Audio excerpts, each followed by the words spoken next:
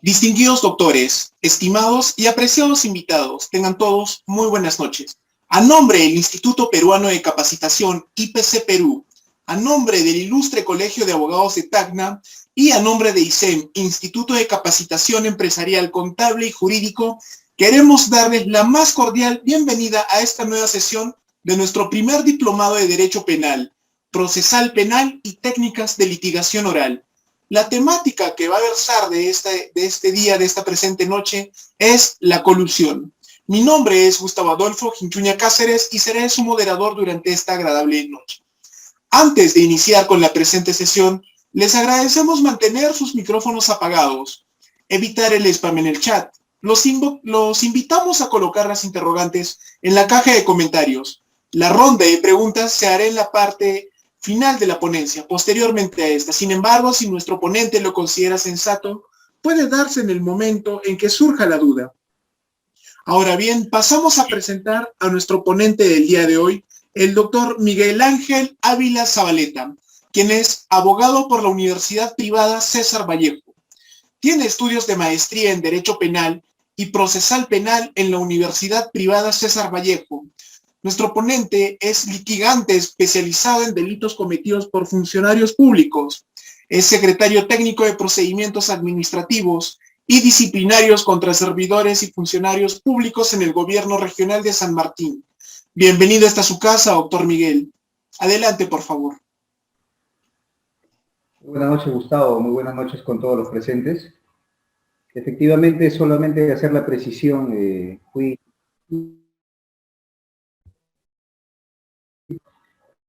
procesos administrativos contra funcionarios públicos para el gobierno regional. Ya no lo soy, pero continuamos ejerciendo la defensa ahora, ¿no?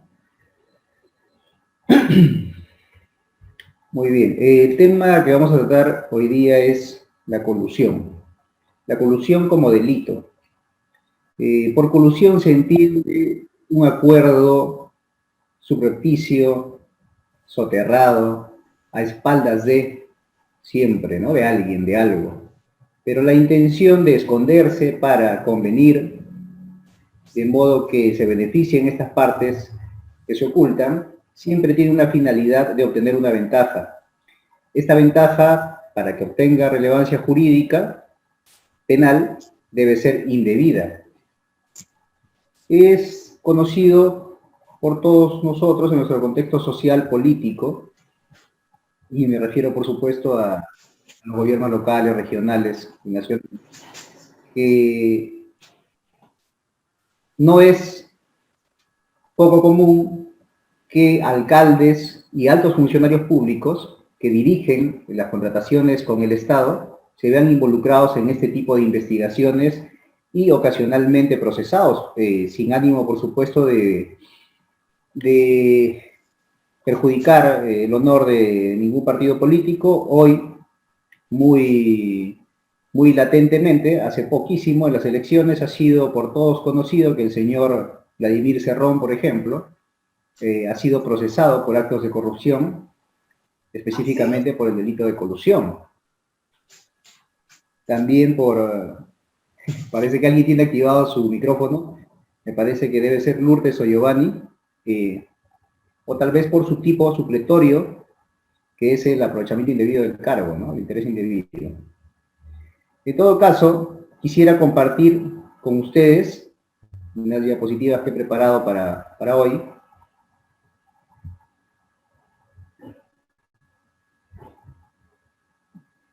Para poder aterrizar un poco este tema del delito de colusión.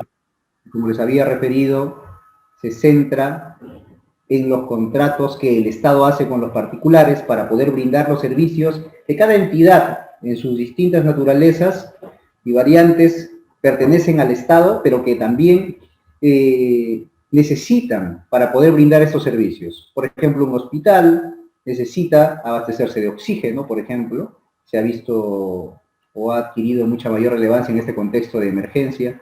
También otros implementos, ¿no? Implementos que tienen que ver no solamente con implementos de bioseguridad, sino aquellos que se utilizan de modo común, de ordinario, en el ejercicio de brindar el servicio de salud. ¿no? Pueden ser gasas, camillas, sillas de ruedas, sangre, entre otros, ¿no? Aunque la sangre, bueno, es objeto de donación, ¿no? Ya tiene su regulación propia. En todo caso, nos referimos a bienes que son necesarios para brindar el servicio, y incluso las propias construcciones, que no solo se da en los hospitales. También podemos hablar de municipalidades, distritales y provinciales, que entre sus obras más conocidas siempre los vemos construyendo o canchitas de fútbol, los vemos construyendo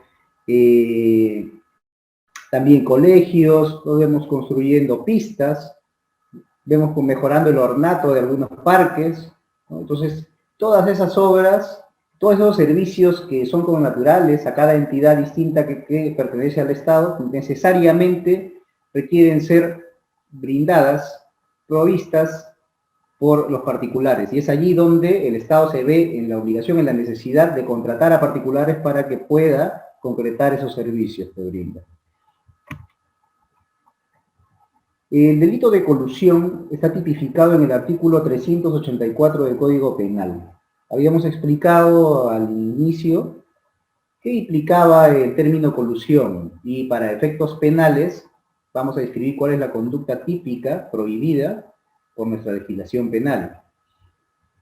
El funcionario o servidor público que, interviniendo directa o indirectamente por razón de su cargo en cualquiera de las modalidades de adquisición, de contratación pública de bienes, de obras, servicios, concesiones o cualquier otra operación a cargo del Estado, concierta, conviene, acuerda con los interesados, estos interesados siempre son terceros, particulares, en ocasiones, como podemos ver, podría ser otro funcionario público, para defraudar al Estado o entidad u organismo del Estado, va a ser penado de 3 a 6 años de pena privativa de libertad, con 3 a 6 años de pena privativa de libertad.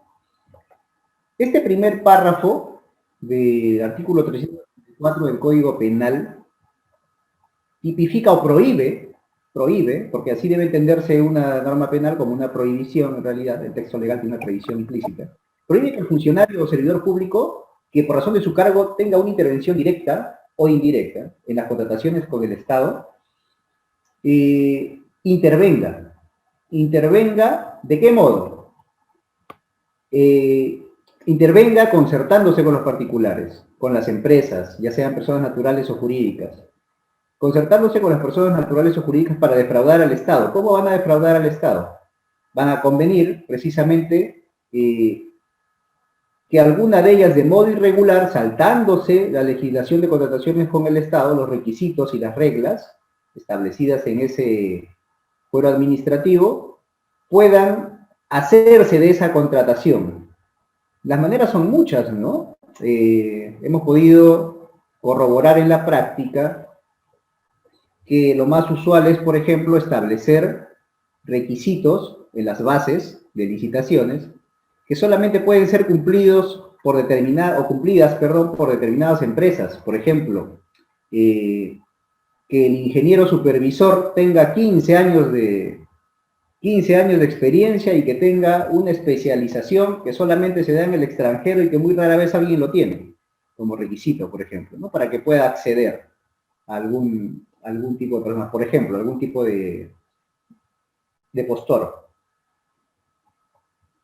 Otra manera en que se conciertan, evidentemente, y es lo que usualmente ocurre, es acordar un pago por ese favor de otorgarle la buena pro a determinada empresa, y precisamente es el núcleo de la conducta prohibida, ¿no? Concertar, acordar, beneficiar, acordar, establecer algún tipo de regla para garantizar o quebrar alguna regla establecida en la ley de contrataciones con el Estado para garantizar el otorgamiento de esa buena pro. Este primer párrafo, como señalaba, en este primer párrafo solamente se tipifica o basta la concertación indebida con los interesados para defraudar al Estado. No requiere un perjuicio económico al patrimonio del Estado. Es decir, bastaría con el hecho de concertar de modo indebido, que se le va a otorgar la buena pro a esta empresa, es decir, el órgano encargado de las contrataciones, que forma parte del comité de selección, es captado por las cámaras de un restaurante en el preciso momento en que la empresa, también postora en una licitación, le otorga dinero. O tal vez, en mérito del tratamiento de secreto bancario, se advierte un depósito hecho por una de las empresas que, curiosamente, resulta siendo la ganadora, ¿no? A una de las cuentas del órgano encargado de contrataciones o del administrador de la entidad, de repente. Entonces, eso ya va generando un indicio de irregularidad, eso acreditaría un concierto, ¿no? Una concertación para defraudar, sin que necesariamente todavía haya ejecución de la obra, ¿eh? Por eso refiero que este primer párrafo del artículo 384 del Código Penal prohíbe la conducta de concertarse para defraudar, concertarse con la intención de perjudicar al Estado. Suficiente esa conducta para que sean acreedores a los de 3 a 6 años de pena privativa de libertad.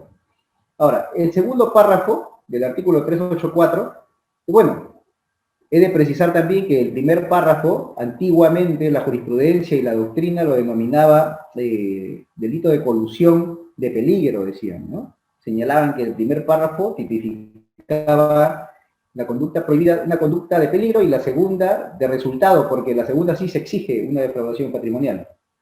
Ahorita lo vamos a verificar. Claro, ahorita ha cambiado, la doctrina ha evolucionado, ha entendido que debe analizarse desde otra sistemática estos delitos e infracciones de deber.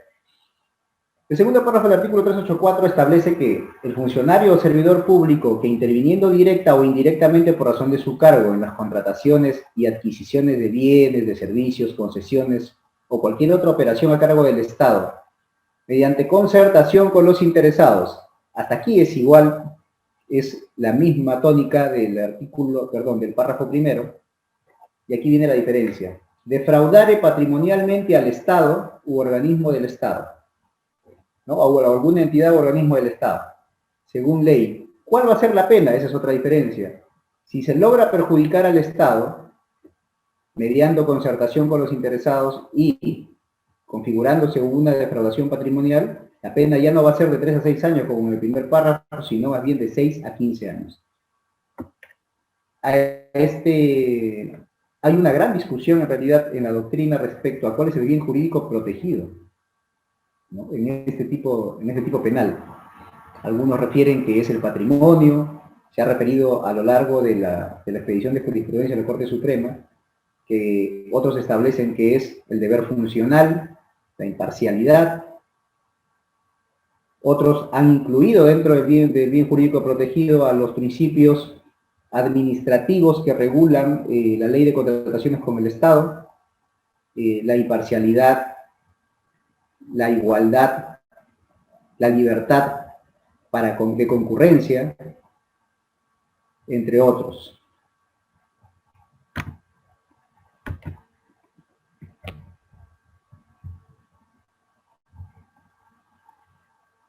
Es particular este contexto de emergencia que se ha prolongado desde la quincena de marzo del año pasado hasta nuestros días, porque los métodos de contratación en la ley de contrataciones, si bien es cierto, siguen vigentes, también admiten un tipo de contratación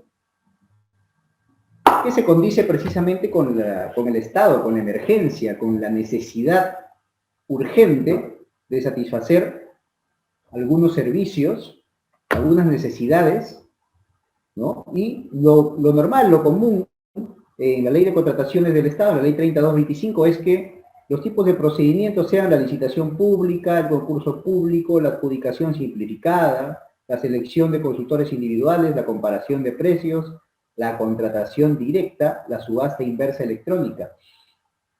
La propia ley de contrataciones establece como una excepción que en estados de emergencia es viable, es permitido contratar de modo directo. ¿Cuál es la característica principal de contratar directamente? Que una de las 3 etapas que conforman la contratación pública desaparece. ¿Cuál es esta? La etapa de selección. se inicia siempre y regularmente con actos preparatorios, luego viene la etapa de selección y luego la ejecución contractual. Sin embargo, en contextos de emergencia, cuando se realizan contrataciones directas, la etapa de selección puede saltarse legalmente. El artículo 27 de la Ley 3225 excepcionalmente establece: las entidades pueden contratar directamente con un determinado proveedor en los siguientes supuestos. B. Emergencia sanitaria declarada por el ente rector del Sistema Nacional de Salud. Eso ha ocurrido en el presente caso, en el caso peruano, por supuesto, y en realidad imagino en todos los sectores del globo terrestre. ¿Por qué? Porque ante la emergencia sanitaria se ha visto la imperiosa necesidad urgente, inaplazable, inmediata, casi inmediata, de poder mitigar los efectos de esta pandemia y, de modo concreto, el Sistema Nacional de Salud, como lo establece el literal B del artículo 27 de la Ley 3225, ha cumplido con emitir su resolución y declarar en emergencia, ¿no? El sistema de salud, para poder, a partir de allí, el Poder Ejecutivo expedir los decretos supremos que todos ya conocemos y declarar en emergencia nacional, ¿no? Con todas las implicancias y particularidades que hemos venido experimentando desde marzo hasta la actualidad. Una de las noticias que calaron en nuestra sociedad en este contexto de pandemia, al inicio sobre todo, era la adquisición de productos de bioseguridad, de implementos de bioseguridad y también de productos a un costo muchísimo mayor al precio de mercado. Precisamente, como mencionaba hace un momento, porque la contratación era directa por parte de las entidades del Estado. Estuvo en el ojo de la tormenta la unidad ejecutora número 10, Macrorregión Junín. Ahí está la fuente, por si acaso, en YouTube pueden encontrar la noticia completa. Ellos realizaron compras de lejía y de jabón líquido, cuyo precio por unidad, por ejemplo, en el caso de la lejía era 14 soles, cuando el valor de mercado, y de modo irónico, por decirlo menos, el periodista que se encargaba de hacer el reportaje iba por el mercado preguntando a cuánto costaba en realidad un litro de lejía, ¿no? Mientras que el mayorista le decía 2 soles 50, en realidad era un minorista, le estaba preguntando el precio por menor, saben que cuando se compra por mayor el precio baja un poco más, le señalaba que el costo de lejía era de 2 soles 50. Sin embargo, revisando el expediente de contratación de la Macrorregión Junín, se habían dado con la sorpresa que el precio por unidad era 14 soles. Y habían comprado 1.500 unidades, ¿no? La diferencia de 2 a 14 son aproximadamente 12 soles. En este caso concreto habrá sido unos 10 soles 50 aproximadamente, ¿no? De sobrevaloración. No parece mucho si lo consideran por unidad, pero si multiplican por 1.500, ya el costo, ya el monto se vuelve importante, ¿no? Sobre todo considerando que este tipo de compras se realizan de modo constante, de modo periódico. De igual modo con el jabón líquido, recuerdo, el valor de mercado era 6.50 y el precio por unidad era de 15 soles. Poco más de 8 soles de sobrevaloración por 10.000 unidades, imagínense, ¿no? Saquen cuenta. El órgano encargado de realizar las verificaciones, de verificar y de analizar la legalidad de las contrataciones, del proceso de contratación, por excelencia es la Contraloría. Sin embargo, también la Contraloría estuvo en el ojo de la tormenta, ¿no? También la Contraloría fue objeto de cuestionamientos por las compras de alcohol en gel, de mascarillas de 3 pliegues. Esto de las mascarillas llama poderosamente la atención en la actualidad porque hoy en día, por ejemplo, podemos encontrar mascarillas hasta 4 por 1 sol, 25 centavos. En ese momento las vendían en 1 sol en las farmacias, pero el precio por unidad objeto de contratación por parte de la Contraloría fue de 4 soles 80, casi 5 soles, es decir, 4 soles más. Por 30.000 unidades, imagínense, son 120.000 soles más o menos, ¿no? Entonces, por eso le digo, por unidad, no suena mucho, ya en cantidades, cuando la cantidad es alta, se vuelve importante. Entonces, una pregunta determinante ¿es posible defraudar al Estado en el contexto de estado de emergencia, aprovechando que la ley autoriza a las entidades públicas a contratar directamente? La respuesta es sí, ¿no? Sí se puede, sí se puede. Evidentemente, hay algunas reglas que se flexibilizan, pues en el marco del estado de emergencia, la contratación directa permite que luego se puedan regularizar ciertas falencias, pero hay otros requisitos que definitivamente jamás van a poder ser regularizados. Por ejemplo, les comento un caso, ¿no? En la región San Martín, una unidad ejecutora del gobierno regional había comprado accesorios para computadoras por un monto de 20.000 soles. No fue mucho, sin embargo se volvió un escándalo. Está en las redes sociales, así que no hay problema comentarlo. Y cuando se va a revisar el expediente de contratación, la Contraloría se da con la sorpresa que el giro del negocio de la empresa que brindó el servicio, que fue contratada y brindó el servicio al Estado, era de armado y desarmado de llantas. ¿Y qué tenía que ver con computadoras, no? Entonces, ese es un indicio, por ejemplo, de irregularidad, que no puede ser subsanado, evidentemente. La segunda pregunta, ¿en qué etapa del proceso de contratación directa se produce la sobrevaloración? La comparación de precios. ¿Se puede defraudar al Estado cumpliendo lo establecido por la ley de contrataciones? Habíamos señalado que efectivamente sí, pero la Corte, el Poder Judicial, en todas sus instancias, tiene como hilo conductor, si se quiere, como elemento hilvanador de todos los indicios, o de todos los elementos de prueba, el indicio, ¿no? En este tipo de delitos, precisamente porque el actuar es subrepticio, ¿no? Es soterrado, es encubierto, no se va a encontrar generalmente una prueba directa, no vamos a encontrar mensajes entre uno y otro diciendo, sí, como acordamos, entonces yo te doy a ti tu 10% y tú me das la obra, ya quedamos, ya te deposité. No, va a ser bien difícil, ¿no? Entonces, ¿qué hace el Poder Judicial? El Poder Judicial lo que hace es analizar los indicios de irregularidades, parte de irregularidades administrativas, como le dije hace un momento, insalvables, para poder a partir de allí determinar si existió o no existió un acuerdo colusorio. Ahora, la pregunta que cae de madura sería, ¿la mera irregularidad administrativa configura ya el delito de colusión? O, para ser un poco más exacto, ¿ya nos lleva a concluir directamente que ha existido un acuerdo colusorio? No necesariamente. No necesariamente, ¿no? Por eso se evalúa el caso por caso. No toda irregularidad va a permitir que se analice y se configure un supuesto de colusión. Bien jurídico, expectativa social. En realidad, esto está más referido al tema del bien jurídico protegido en el tema de colusión. Como dije hace un momento, había una discusión fuerte en la doctrina a través de los años, pretendía establecer si era el patrimonio del Estado o si era los principios que rigen las contrataciones públicas, ¿no?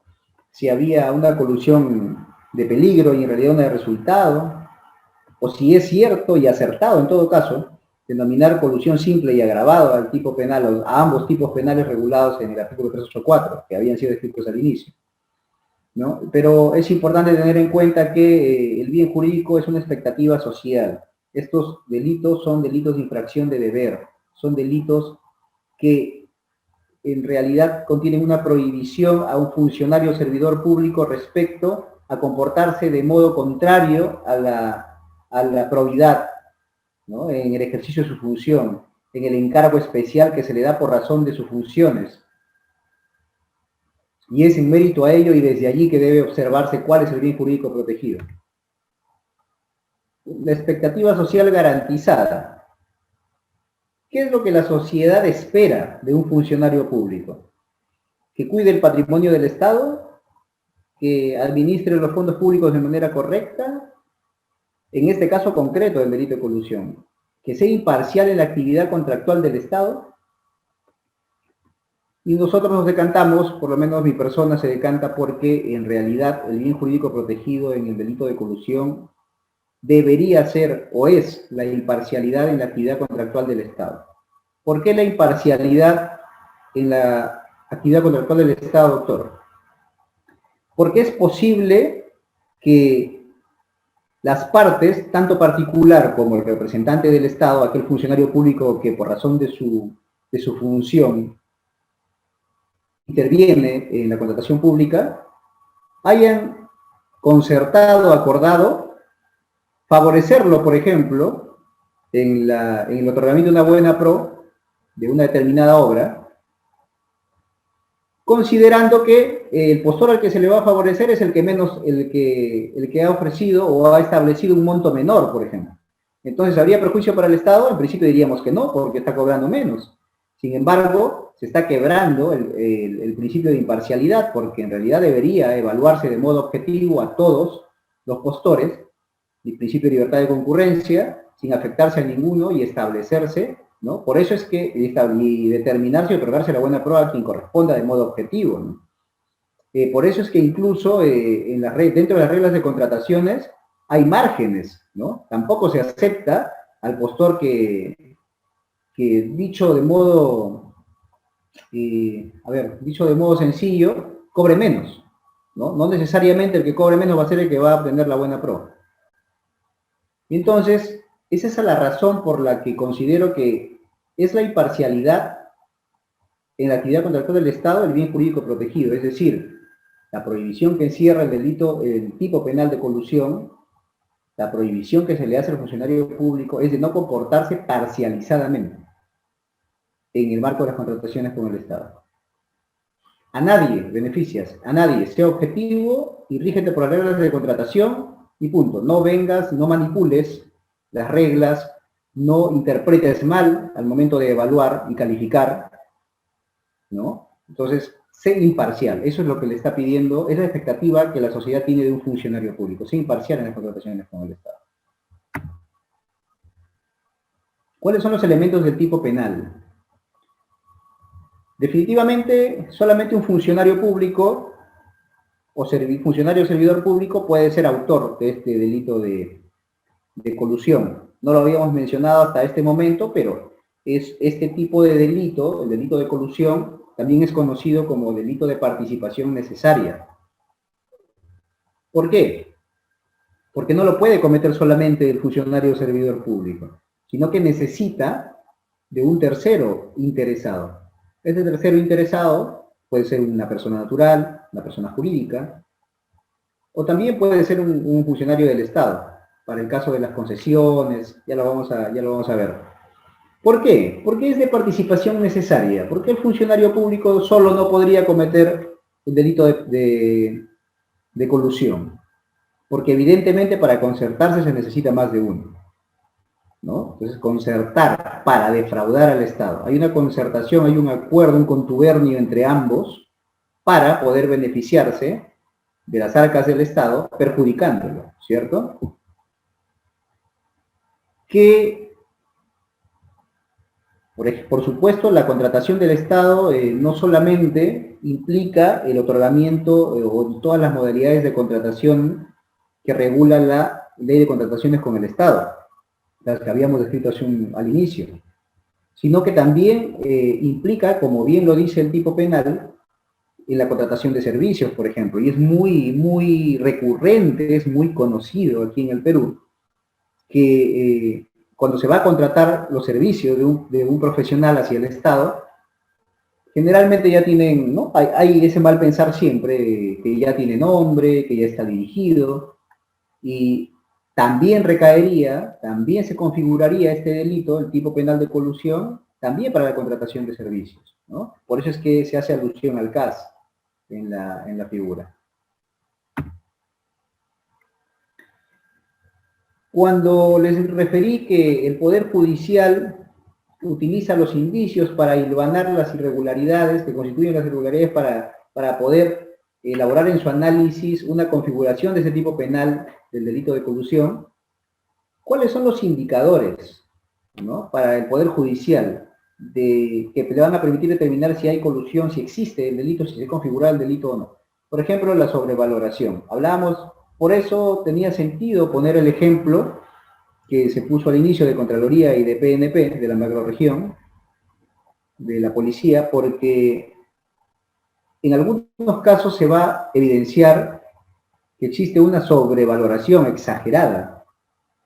¿Cuál es el parámetro para determinar si un bien está sobrevalorado o no? El valor de mercado.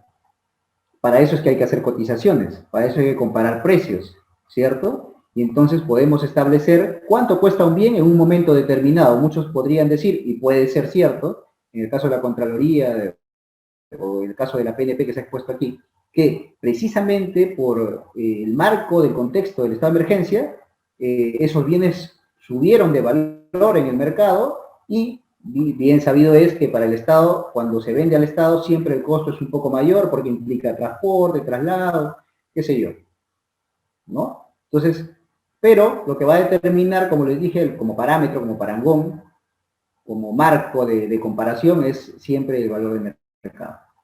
La idoneidad del proveedor, lo que refería en el ejemplo hace un momento, ¿no? Un proveedor que tiene como giro de actividad inscrito en su RUC y también se inscribe así también en el OCE, ¿no? Cada quien tiene su giro, su RUC, yo soy abogado, yo no puedo brindar servicios de psicología a ninguna entidad.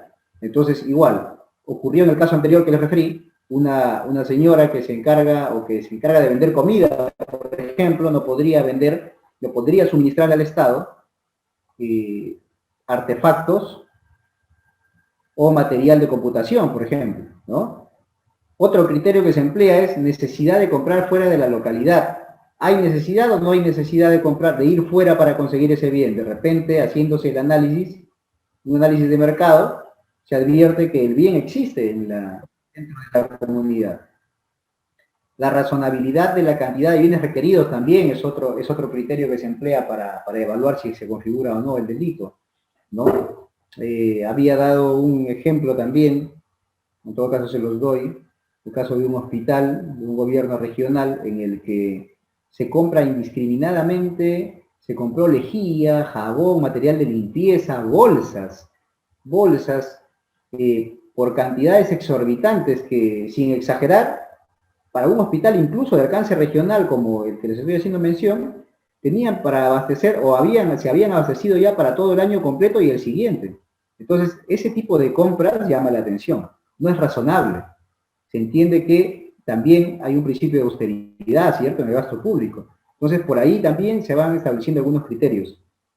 Otro extra sería, por ejemplo, otro criterio, otra irregularidad que es muy tomada en cuenta es las cartas fianzas falsas, ¿no? Esa función que tiene el órgano encargado de las contrataciones, el administrador, de evaluar si es que las cartas fianzas ofrecidas por los postores, por los ganadores, los que han obtenido la buena pro, realmente son verdaderas o si realmente tienen fondos, ¿no? Si están autorizadas por la SBS. Este tipo de fallas, por ejemplo, de omisiones, que son de grueso calibre en realidad, porque no puede ser considerada un mero error administrativo, constituyen un criterio determinante para los jueces a nivel del Estado y puedan ellos configurar o determinar en su análisis si se configuró o no este tipo de colusión, este tipo penal. Voy a hacerles una breve referencia al tipo de peculado también. ¿Ya? El delito de peculado, ¿qué es peculado? Dicho de modo criollo es robarle al Estado.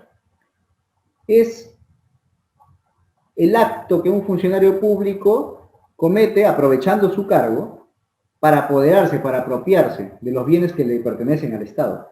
Evidentemente eso es una actitud irregular, ilegal, por eso está prohibida y por eso está penada, ¿no? Este tipo penal está regulado en el artículo 387. 3 artículos más que el delito de colusión que está en el 384. ¿Qué es lo que establece? Establece o prohíbe que un funcionario o servidor público se apropie o utilice para sí, de cualquier forma, para sí o para otro, de caudales o efectos cuya percepción, administración o custodia le estén confiados por razón de su cargo. ¿Cuál es la pena que va a recibir si desobedece esta prohibición? De 4 a 8 años. Ahora, hay un agravante. En el segundo párrafo dice, cuando el valor de lo apropiado utilizado sobrepase las 10 UITs, la pena privativa de libertad será no menor de 8 y mayor de 12. Ahí acompáñenme, por favor. A ver, vamos a precisarlo. 387 del Código Penal. Cuando el valor se sobrepase, así es. De 8 a 12 años, así es. E inhabilitación según corresponda. La inhabilitación es una pena accesoria que va acompañando siempre a la pena de privativa de libertad.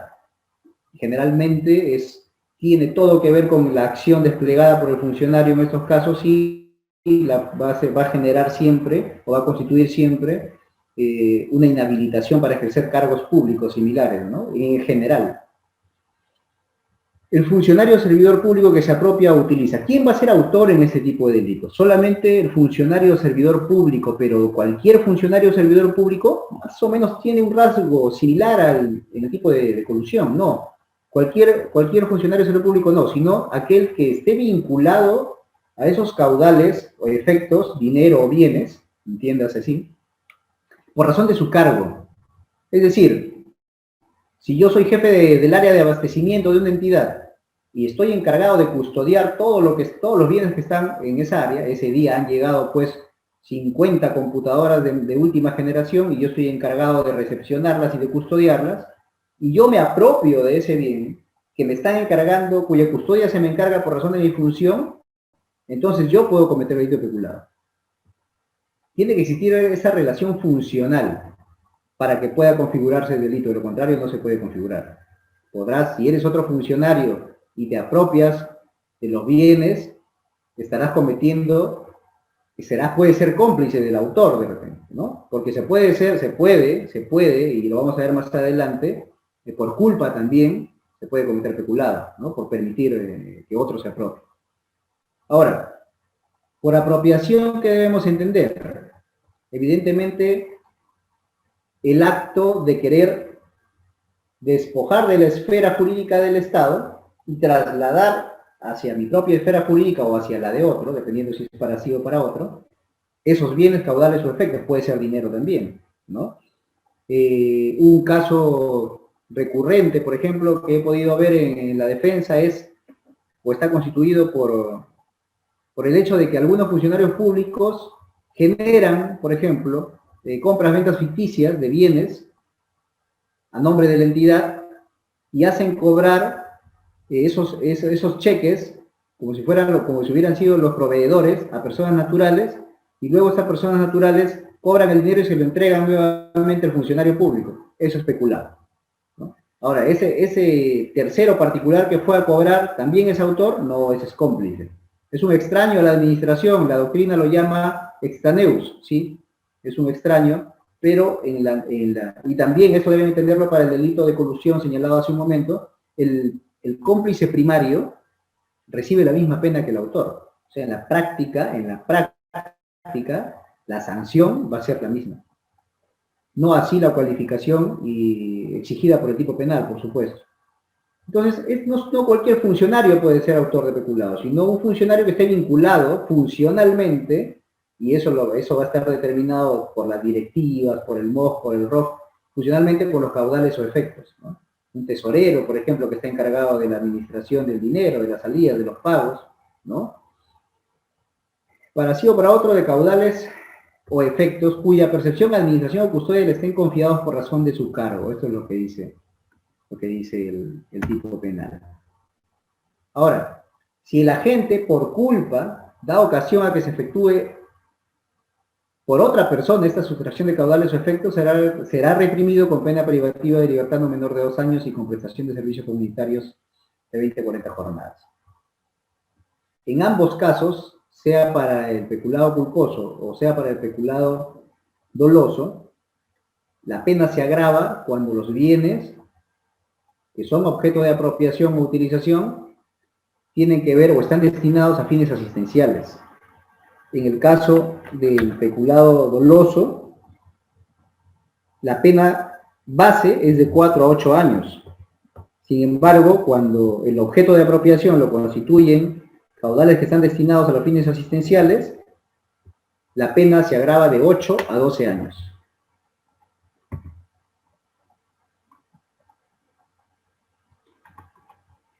Ese especulado de uso, cuando se configura cuando el funcionario o servidor público, para fines ajenos al servicio, permite que otro use vehículos, máquinas o cualquier otro instrumento de trabajo perteneciente a la administración pública, ¿no? Obviamente que se halle bajo su guarda, ¿no? Entonces, también es extensivo, se hace extensiva esta figura al contratista de una obra pública, ¿no? Y a los empleados de este, si acaso estén trabajando con bienes que pertenezcan al Estado. Eso sería todo, muchachos.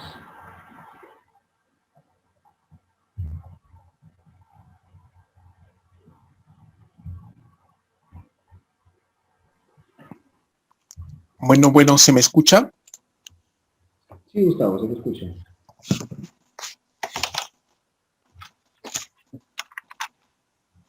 Muy bien, doctor Miguel Ángel, muchísimas gracias por la presente disertación. Sin duda alguna ha sido una sesión bastante interesante y sobre todo pues nos hace recordar de los problemas que vivimos día a día y sobre todo de los delitos más comunes que se han venido dando durante esta terrible temporada de pandemia, ¿no? Muy bien, acaba de culminar la presente sesión en torno a la temática de la colusión. Y cabe resaltar que esta temática guarda cierta relación con varios otros temas, como por ejemplo las contrataciones con el Estado en base a los delitos contra la administración pública. Muchas gracias, doctor. Para efectos de una sesión más productiva, invitamos al público a realizar preguntas o comentarios respecto al tema tratado. Asimismo, agradecemos a nuestro público ser breves y concisos con los mismos. Los invitamos a que puedan encender su micrófono o levantar su manito. Adelante, por favor.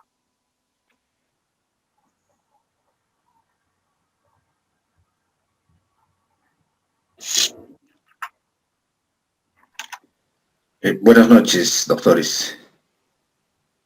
Buenas noches. Adelante, doctor Walter. Buenas noches, doctor Gustavo. Una pregunta.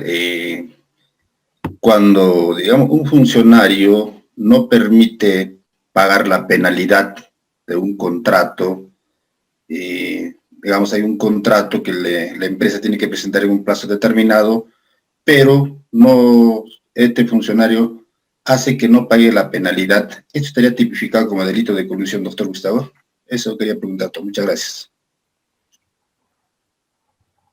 Ya, entiendo la pregunta, pero no configuraría el delito de colusión. Para que se configure el delito de colusión tendrían que concertarse con un tercero, ¿ya?, para perjudicar al Estado. Podría entenderse más bien que la no permisión del pago de la penalidad tal vez tenga que ver, digo yo, creo yo, con evitar algún tipo de responsabilidad. Si esa función está regulada en el MOF, en el ROF, o forma parte de los deberes de la comisión, qué sé yo, entonces podría tal vez denunciarlo por omisión de acto funcional, ¿no? Porque está incumpliendo una función que debe cumplir, está obligado a cumplir. Muchas gracias por la pregunta. Muchas gracias por la pregunta, doctor Walter. Gracias por la respuesta, doctor Miguel Ángel. ¿Alguna otra pregunta por parte de nuestro público?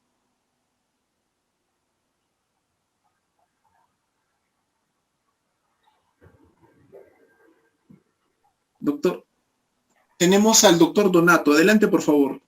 Buenas noches. Previamente, para felicitar al expositor y a usted, la pregunta es, si bien es cierto, existen criterios para determinar la concertación y uno de ellos es la sobrevaloración, teniendo en cuenta de que la concertación siempre es oscuro, a espaldas, no se puede determinar, ¿no? Simplemente son indicios. Entonces, ¿cuál sería la prueba que determine el delito de colusión? Sería seguramente la designación de peritos en los pasos a seguir en las contrataciones. Simplemente eso, doctor.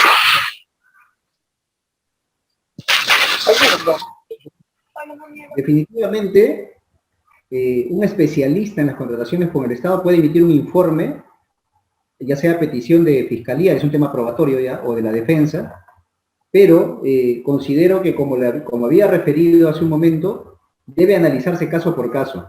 Por ejemplo, un caso bastante conocido a nivel de Corte Suprema es el 625-2015, ¿no? En el que uno de los ponentes es el doctor, me parece que San Martín Castro. Había ocurrido la irregularidad de que el administrador no había verificado la falsedad, si la fianza era verdadera o no, si tenía autorización por la SBS o no. Pese a que una de las subgerencias le había puesto en conocimiento de este hecho y que le advertía que no realice el pago, ¿no? Porque ya estaban haciendo sus valoraciones, la empresa había valorizado y estaba solicitando el pago a tesorería, ¿no? A la entidad.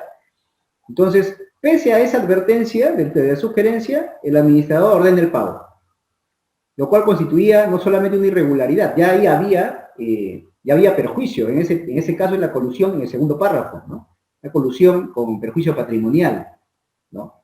Entonces, en ese caso concreto, la irregularidad que constituyó criterio determinante de acuerdo al criterio judicial, para considerar que se ha configurado el tipo penal de colusión, es precisamente haber pasado por alto un deber funcional que es ineludible, de ineludible cumplimiento, es decir, no puede ser considerado como un simple error administrativo, ¿no? Y así cada caso concreto, por ejemplo, su compañero, en una sesión anterior, uno de sus compañeros me preguntó, doctor, un ejemplo entre un supervisor de obra y en un delito de colusión y el contratista.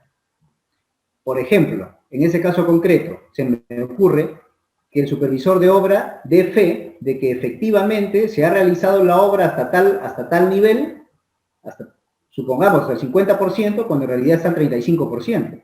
Eso permite, ¿qué cosa? Que el contratista pueda hacer su valoración y pueda cobrar por el porcentaje que el supervisor ha dado fe que se ha construido, ¿cierto? Que se ha ejecutado. O puede ser también que el supervisor dé fe de que se está empleando el material en la proporción solicitada por la entidad, sin embargo, en realidad el material se esté aplicando en una proporción menor, por ejemplo, el cemento, qué sé yo, ¿no? Y entonces se realice una obra con un material de calidad cuestionable.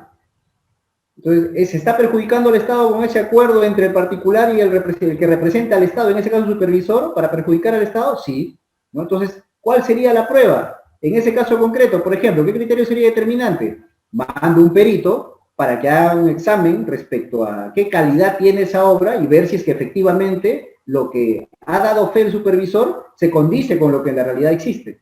Entonces, esa pericia, por ejemplo, en ese momento resulta siendo determinante para acreditar si efectivamente hubo colusión o no, ¿cierto? Y así cada caso concreto tiene su propia particularidad, ¿no? Entonces, lo que ocurre, como dije, en este tipo de delitos, porque como bien dijo el señor Donato, ese tipo de delitos es surrepticio, pues, ¿no? Se hace a escondidas, entonces no va a haber prueba directa, no todas las veces va a haber prueba directa.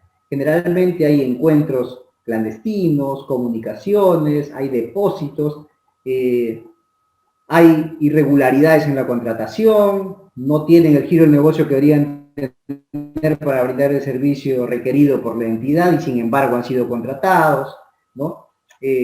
Muchas particularidades, no todas se van a presentar en un mismo caso, en algunas unas sí, otras no. Entonces va a depender, en pocas palabras, del caso concreto. Muy interesante la pregunta, muchas gracias por la pregunta y la respuesta. Invitamos a que puedan realizar alguna pregunta más antes de que culminemos con la presente sesión, si alguien gusta.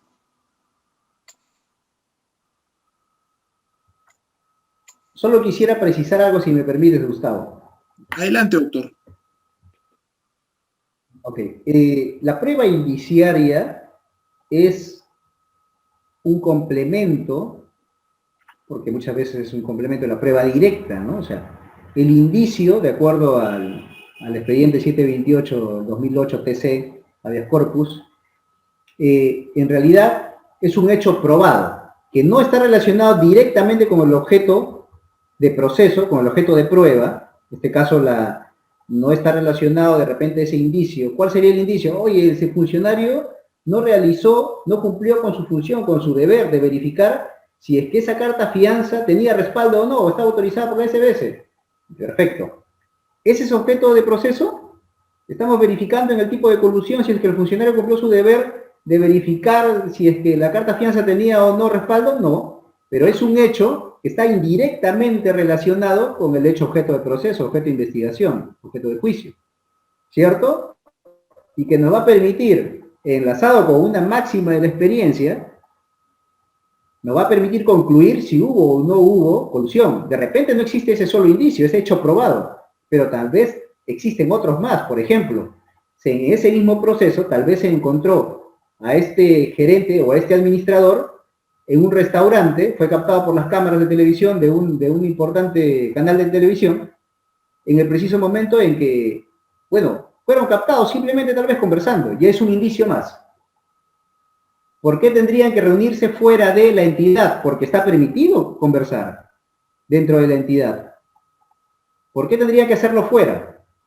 Por ejemplo, otro indicio, levantamiento secreto de comunicaciones, en ese mismo caso, donde se evidencia que estos mismos dos sujetos tienen múltiples llamadas justo durante el periodo del concurso de licitación. Múltiples llamadas. No tiene con los otros postores, solo con él.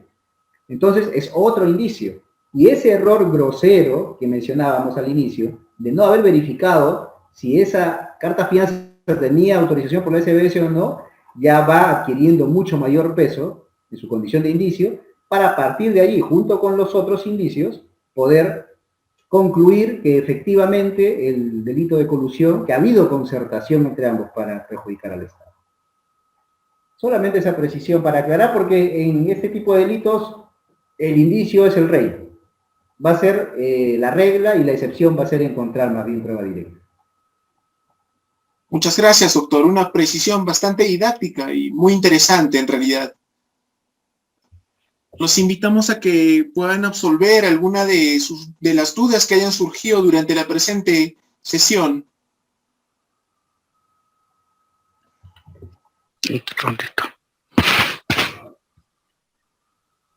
Doctor Donato. Sí, gracias. Una vez más, gracias por la amabilidad. Doctor, simplemente para mencionar, necesariamente tienen que ser aprobadas la adquisición de bienes y servicios. Tengo un caso al respecto. Se ha adquirido equipos software para el área de rentas, y la Fiscalía solicita que se muestre un documento, acto resolutivo, administrativo, que haya aprobado dicha compra. ¿Es necesario, doctor, este tipo de documentos o esta aprobación previamente por Consejo Municipal, o quién tiene que aprobar esta adquisición? Claro, lo que pasa es que tiene que haber un requerimiento de un área usuaria primero, ¿cierto? Luego del requerimiento, tiene que circular por el área de logística. Logística le autoriza, pide a presupuesto, le dice verifica, oye, ¿hay dinero o no hay dinero? Presupuesto responderá, luego se va a administración, ¿cierto? Y entonces ese es el procedimiento regular. No sé cuál haya sido el monto ni cuál haya sido el tipo de contratación, pero tiene que haber una autorización. ¿Pero quién necesariamente tiene que autorizar? ¿Es el alcalde? No tiene que autorizar el alcalde. Lo que tiene que haber más bien es un procedimiento regular. ¿Quién requiere ese bien? Si requiere el bien el área usuaria y hay un documento formal, porque tiene que haber una petición formal con los formatos que tiene cada entidad, y la ha requerido al órgano de logística, el área de logística, entonces logística habrá hecho lo propio con el área de presupuesto, y entonces hay un indicio, ¿cierto? Luego, ¿quién aprueba el presupuesto? Esa autorización más bien del presupuesto firma en última instancia, ¿quién? El administrador. El administrador dice, oye, llega a su expediente y le dice, oye, esta solicitud del área usuaria ha ido a logística, ha ido a presupuesto, y luego viene aquí para ser autorizado. Ah, ya. Si hay presupuesto, denle. Es más bien el administrador quien tiene que autorizar que salga dinero de esa partida presupuestaria para poder satisfacer esa necesidad que está expresando el área usuaria, ¿no? En este caso usted me dice, bueno, supongamos que son computadoras, entonces tiene que haber una aprobación, pero más bien de la salida del presupuesto, ¿no?